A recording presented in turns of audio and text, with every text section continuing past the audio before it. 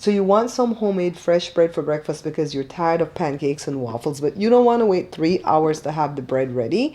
Well, I'm going to show you how to make a quick breakfast roll that's going to be ready in about an hour and a half. I'm adding the active dry yeast to some warm water and then some sugar from the allotment of sugar. The water is 105 to 115 degrees Fahrenheit.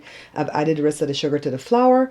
Now I'm adding some butter. My butter is salted, so I'm not going to use any salt, but if you're using unsalted butter, go ahead and add a quarter teaspoon of salt. The yeast took about 6 minutes to foam up, so I've added it to the dry ingredients, and I'm going to get it worked in before I add some milk.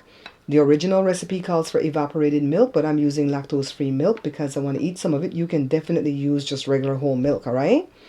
So let me go ahead and get this worked in and then add some water as needed. It's not going to hurt anything if you add too much water and then have to go add more flour, but I don't like doing that, so I'm very careful how I add my water. I go very slowly. As the dough clings like this, I'm going to go ahead and remove it and put it on the countertop.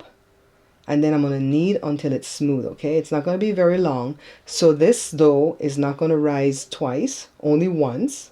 So as soon as it's smooth, we're going to go ahead and cut it into the pieces, all right? So here we go. Let's flatten it out. And then I'm going to cut the letter Y into the dough.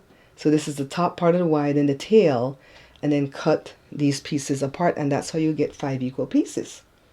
I learned that from a YouTuber years ago. You can go ahead and cut each piece again and get 10 equal pieces, right? So now I've smoothed off the top of this one like a mushroom or a dome, and then I'm pinching the bottom shut. And then I'm going to roll it in the palm of my hands like this. But you can also roll it on the countertop. Add more flour if you need. Let me put that there and squish it. Now let me grab another one and show you guys. So make the top part smooth like a dome or a mushroom, and then pinch the bottom shut. And it does take a little bit of time to learn how to do this if you're new to handling dough. So if your stuff doesn't look as smooth as mine, don't give up, okay? I had to practice this years and years and years. Well, not years for real, guys. I got it pretty quick.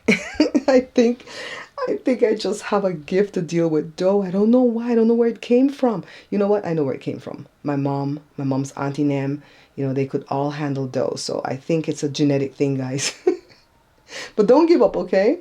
Squish all 5 pieces. Then we're going to cover it up for like an hour.